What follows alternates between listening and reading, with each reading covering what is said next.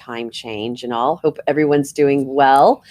And today, in keeping with Happy Women's Month, I have with us today Camasha Cevieux, and she has written a new book called The Ambitious Collective.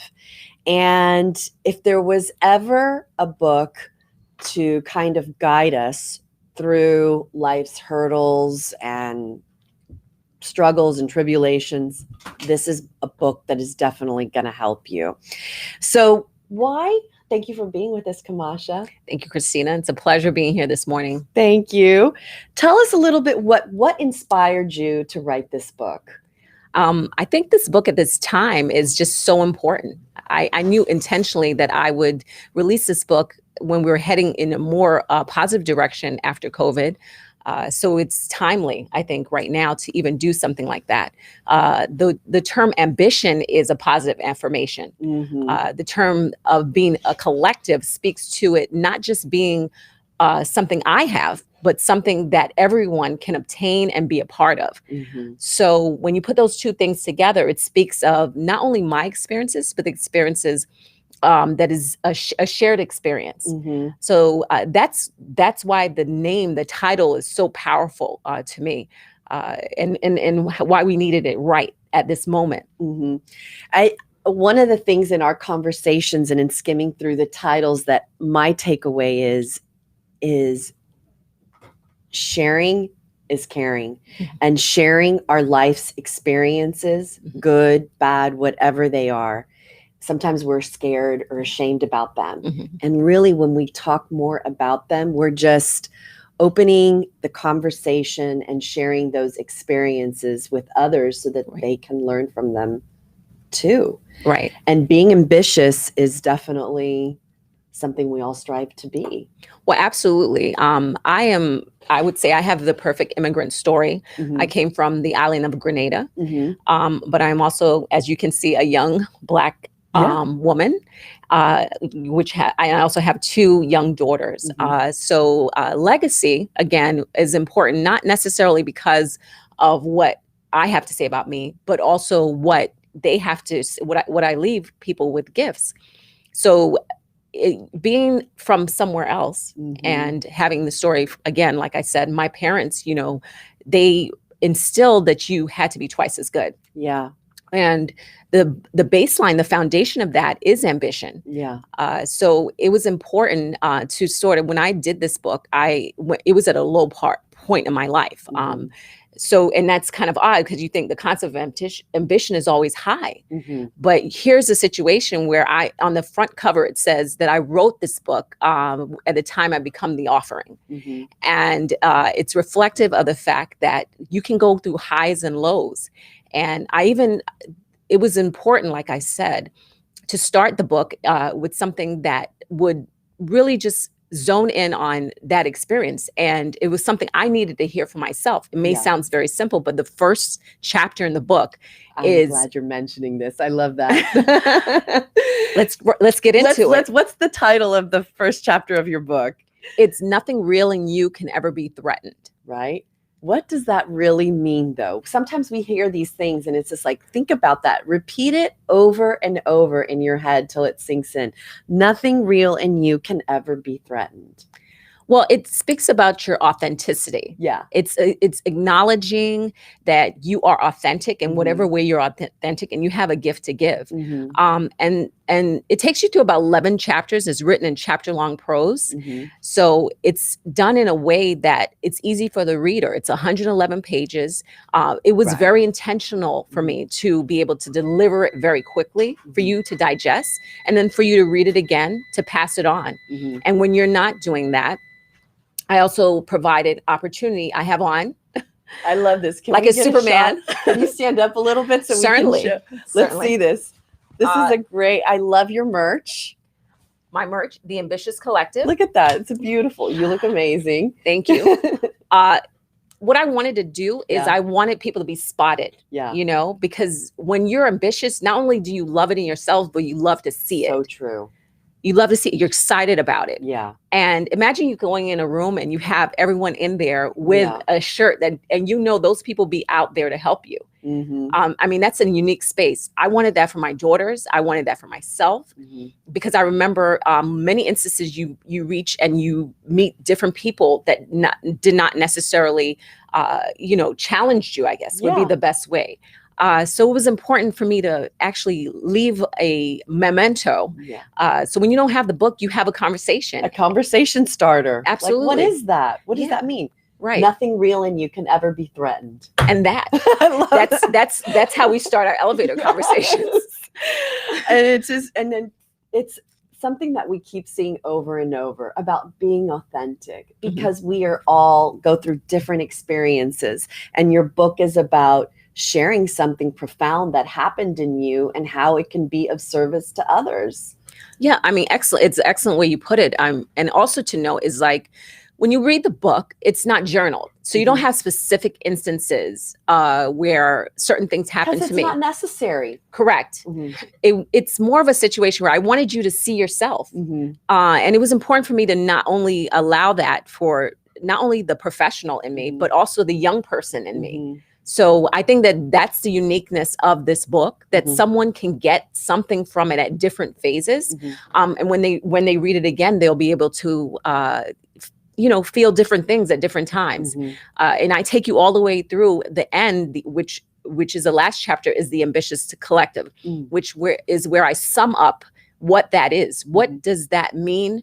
It speaks about a movement.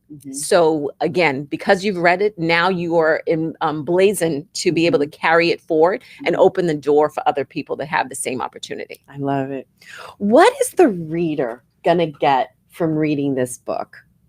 They're going to identify themselves, Christine. I'm glad you asked that. They're going to identify who they are, in whatever space they're in. They're going to also have an opportunity to want to offer it, to see their reflection in moments that and strive to be better, and also just open the door for someone else. I mean, there's nothing like that. You can't continue ambition if you're not going to do it with, and say that I'm officially a part of this collective. You have to make a statement and say, I don't just want it for me, I want it for others.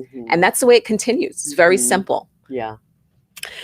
So ways that we can find you and learn more about the Ambitious Collective is through your website, which is www.ambitiouscollective.com. Right? It's the HTTPS, because there's other things on there. So it's www.theambitiouscollective.com. Okay. And also I can be found on Instagram at Collective I Am. So that's a reflection of explaining to the reader, to the person that's engaged, that they are really reflecting on the fact that they are also ambitious as well. I'm not alone. So Collective I Am, you can find me there. And I post updates all the time. I post the merch. I post my mini commercials of people that are a part of my collective. Yeah. So if people can find out everything about the movement there. Yeah. I saw just the other day, which I posted the other day, that Forbes says that the fastest growing group of entrepreneurs happening right now is with Black women. Right. And I'm like, and here we are with the Ambitious Collective. Right. I love that. So congratulations to that group coming up and lighting the path for other people behind you coming. Also, we're going to see you. We can find you later today on 103.5 The Beat at 1 p.m. We're going to do you're going to be doing an Instagram live with Papa Keith. Absolutely. I'm excited about that. That's going to be fun. Yeah. Where else are you going to be? Tomorrow morning, I'll also be on 101.5 with Tamara G and Julie Guy. Very cool. Starting at what time? 9 a.m. That's going to be cool. And also you're going to be on Good Morning Miramar. Correct. Which is like another Facebook Live thing. Absolutely. Cool. Okay. I like to ask some fire questions. Okay, let's go. Okay. Costco versus Sam's. Oh, wow. Do you go to or any of those any bulk store? any bulk store? I would say Sam's. Yeah. Yeah. I'm always interested to know what is that one item that you can't live without or that you like always have to get when you're at those bulk stores. Well, I think when you have a family, it's always like the paper goods. Yeah. You know, you always got to have them handy. So dishwashing becomes an option. So for me, I love Sam's and I love like their olive oil. I think like their olive oil is a great deal. Okay. Do you have a favorite podcast you want to recommend? Oh, wow. Recommend a podcast that you're into. Do you follow podcasts? I do. I'm intrigued right now by I Am an Athlete. Yeah. Yeah. Is that a podcast? Yes, it is. I Am an Athlete? Yeah. It's Brandon Marshall's show. Okay. Yeah. That's pretty intriguing show. Yeah. Okay, cool. Yeah. I Am an Athlete. Favorite book?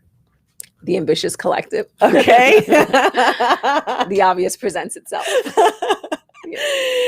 Okay. And since community newspapers here, we're all about supporting our local community. What is a favorite local restaurant? Oh, wow. So it's so funny. One of the chapters is in the Ambitious Collective. Yeah. Really pegs on the fact, because I'm from the island of Grenada, it's the Isle of Spice. Oh. So food is like a signature thing in our house. And it talks about you protecting your food rep, but I explain that. So that's, interesting point. Is food from Grenada spicy? Well, spice meaning nutmeg, all different spices of vanilla bean, any of those things, because, and therefore the food is very interesting, if you will. So I speak about that. Food is a collective part of our life. There's the word collective. So, I mean, my husband and I are foodies. We enjoy anything from Peruvian food, I love Peruvian. everything from, I would say, sushi. There's, we have a great sushi spot. We do.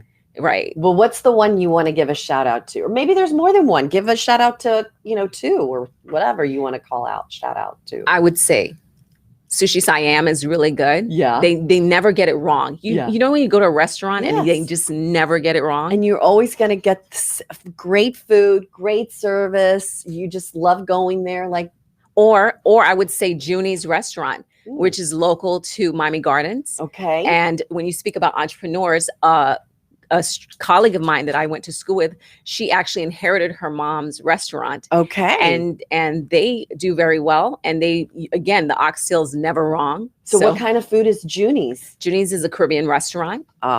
Okay. So I got to look her up. Absolutely. Okay. So give a shout out to Sushi Siam and Junie's. And I don't want to leave out Papa Keith's Seafood Miami. Seafood Miami. Yeah. I've been dying to check that one out too. Yeah, those are all good stuff. Best kept secret in Miami. Oh, wow. Best kept secret. These are fire questions. Well, I think the beach is not best kept because that's what we're known for. I think, let's see. Go ahead. No, what? What were you going to say? Well, I mean, brunch, there's some brunch spots, that are, again, when we're going back to food, okay? Yeah. We enjoy going to the Epic, going to Wynwood. Yeah. Yeah, Wynwood is not so much a... So one of my favorite best kept secrets here that people do not know about is the Miami Yacht Club. It's hidden behind Jungle Island. And no one knows it's there. Okay. And I probably shouldn't be saying this because it's one of the best kept secrets in Miami that no one knows about. And the food's great. And I've had some Papa Keith sightings there. So you got to go around that circle, right? Yes. That bend to get back there. It's hidden back there. Okay, we're going to have to check it out. You have to check it out. We fully exposed you. Yes. Anything else we want to talk about with the Ambitious Collective? And I love how you write at the beginning of the book. It has a quote that says, "This book was written at a time that I became the offering." What does that mean?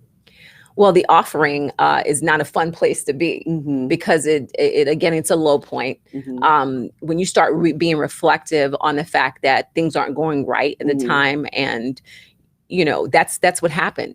I think had I not gone through those experiences, sometimes you get purged in a way that it brings out the best in you. Mhm. And I think the Ambitious Collective is a reflection of the best in me. It reminds me that, in order for me it's important to leave gifts, even if they aren't wrapped. Again, ode to another chapter in the book. Some gifts aren't wrapped. And I think the Ambitious Collective reflects that.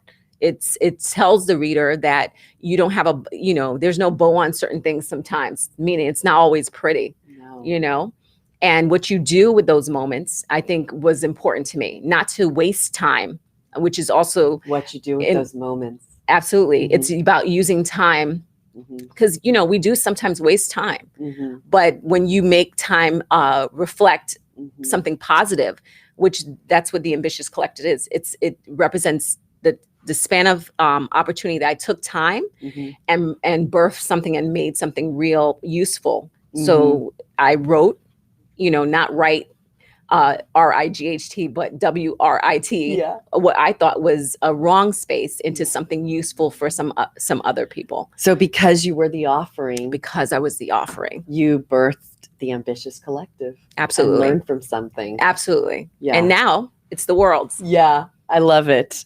Thank you for sharing it. I'm so excited to have had this opportunity, Cristina, and the fact that you thought that it was important during Women's History Month to bring this forward. Yeah. And I'm honored to have been here. Thank you. It's what, I have a daughter too. She's 8.